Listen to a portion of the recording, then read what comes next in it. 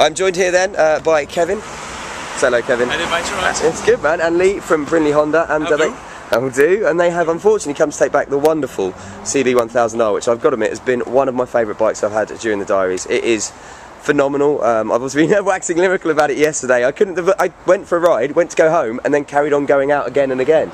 It was that good, guys, and I think it's lovely. But obviously, needs must. You guys probably need to sell it on, I should imagine. Is that the case? I need to use it tonight. You want to take it yourself. I understand why. It is that good. What would you, if you had to describe the strengths of this? Because I've talked about how it's like to ride. Lee did a kind of brief thing. What would you technically? Is there anything specific you'd like to highlight on this bike that's really different, or that you think makes it stand out, or is it just the case that it's that good to ride? Brilliant to ride, it just handles phenomenal. Yeah. Makes a poor rider look good. Do you know what, I would say that it was so easy to ride, it made me look like Shaky Byrne or something. Yeah. It was it makes a poor rider look good. and that, do you know what, I think that's the key. As you saw from the video yesterday, it came back and I couldn't stop recording myself because I was just grinning, because it's so fast, it's so sharp, it's so agile, and yeah, it's so easy to ride. You're not full on over the front wheel like you would be on a full on blade or anything like that on R1, so brilliant. And what have you brought to replace it? CB600. Woo, a new toy, let's have a look at this one. So then, what should I know about the CBF600? Good bike, good first time bike up capacity test. Yep. Getting there, relatively inexpensive. There we go. Easy to ride. Yep. Plenty of frills, but they're just really comfortable. You can ride them, handle them. Like I say, it's a good entry level bike. CBR6 motor. Sweet. Slightly retuned, not detuned as we always say. Retuned to, awesome. Again, just like I say, it goes from the bottom all the way to the top. Wicked. No aggro with them at all. Single swing arm again. Oh, yeah. Is that not yet? No, there's twin swing arm, and it's got obviously inline 4-cylinder, I take it. Yeah. And dual front disc brakes, which always look really nice on Hondas for some reason. I don't know why. They always look nice on Hondas. ABS as well. ABS on this as standard, or as an extra? That's pretty cool. ABS saved my life, and I recommend anyone ever, and I mean this seriously, if you're ever going to get a bike and you can get it with an ABS as option, do it. You can grab as much front brake as you like. And I remember with the Honda, the Fireblade, it'll stop from 0 to 60 in 5 metres. You can't do that with the front brake, no matter how good you are. And it's got the cowl on it as well. It has. It's got the front fairing. Look at that, very nicely laid out dials. Ooh. It's inoffensive. It is pretty cool, actually, isn't it? What about forks at the front? Obviously, are they upside down, or are they? No, conventional forks. Conventional forks. It looks nice, actually, doesn't it? It's got that. It's got a little bit of regressive look, but yeah, kind of retro, but still, modern. Honda build quality. Yeah, and obviously Honda build quality, which I know you're always banging on about, but it's so true, isn't it? Honda do, you never see bolts rusting on a Honda, you never see anything fall off, you never have a moment where you can't find neutral or the indicators don't work. It's, that is that good. That's always have been and always will be, I think. Okay, cool. And so main rivals to this obviously would be what, the GSX 600F, I suppose? GSX 650. XJ6 diversion maybe, yeah. Kind of phaser. And I've ridden actually both of those, loved them both, because the simplicity of this is we always talk about, as you say, kind of bikes as a learner you can get on, or if you're returning to bikes. Doesn't mean they're not fun. You can still wind them up, you can still have fun with them. It's just a case of, they're not going to kill you and take your head off. Well, they're ideal for when I haven't ridden a bike for years, come back in, I say they're inoffensive, you can ride them from literally nothing up to 120 mile an hour, whatever you want to do. Sweet, man. And what's the OTR for this one? 5,921. So it's about the same kind of price, so that's perfect, as the other ones in its category. And for that one it was 7,000 for the CB1000R. Deposit? Yes. Deposit? Yeah. 8.5 for the ABS and 8 grand for the standard. And I got to admit, I think that's worth it though, because that's and that's not, that's quite a bit less than the normal kind of blade, isn't it? 1000R. Yeah, the blade's 10.3 now with the new pricing. So you're looking at $2 grand less, and you're actually getting pretty much exactly the same engine. Blade, but no fairing. Yeah, it's nice. And this one coming in under $6 grand, that does put it in the category as we talked about the Juxtas, the XJs. It's going to be interesting to ride. Well, gentlemen, thank you so much. Thank you. It's been a pleasure. Right then, here we are at the mighty Streetbike in Halesoe, in the place where I suppose the Motorcycle Diaries and my adventures on bikes up here all started. As we can see, someone set off alarm on one of the cruisers. It's alarm, he's trying to steal it. I know he's got a uniform on.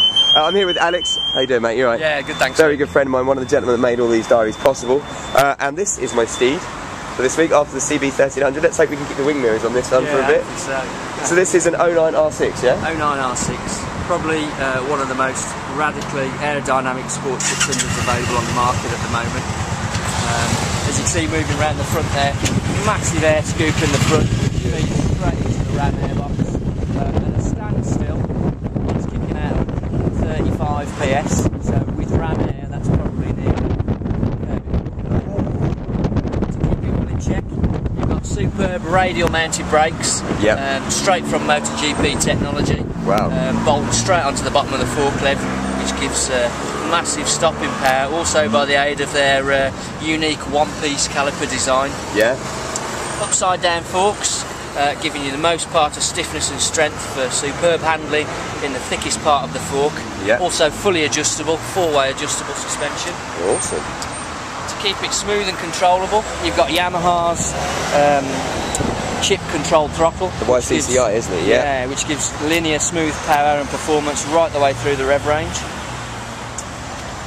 Moving forward, moving back to the bike there, you've got a lovely designed swing arm. Yeah. Reminiscent of the old RGV 250s and that Just sort about of to say it's exactly what it looks like, yeah. Gives superb strength and agility, again linking into handling. Yep. Maximum strength for optimum handling and sports riding. Lovely little exhausts on the side. Again, it's got the cable control valves in there, again for giving maximum performance right throughout the rev range. Another advantage with that is it also makes it real usable round town. Yeah. Easy bike to ride round town, even though it's quite radically styled. Lovely design feature at the back. Even though bikes have to have number plates, we have to put them on, but they've really thought about the design features, and that looks pretty cool. It's got to be said, actually. I mean, I obviously rode one of these for a year, didn't I? Not the 09 one, the 08 one, and I wasn't reviewing the bikes at the time.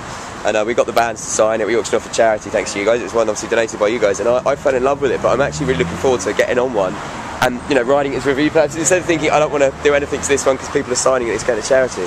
But it is gorgeous, and I know it goes like something to sink, yeah, that's the word I'm looking for. Red lines at, look, 16,500 revs. I mean, that's a hell of a lot of revs, man. Yeah. You've got to have a long road or a long straight to get it up to that, yeah. Or just be a little bit crazy. Should we start it up, see what it sounds like? No worries. Because this is the thing as well, the sound on this, through the standard can. Tell you what, you give it a bit of a tweak and I'll hold this down there. So hang on, this is the sound of it.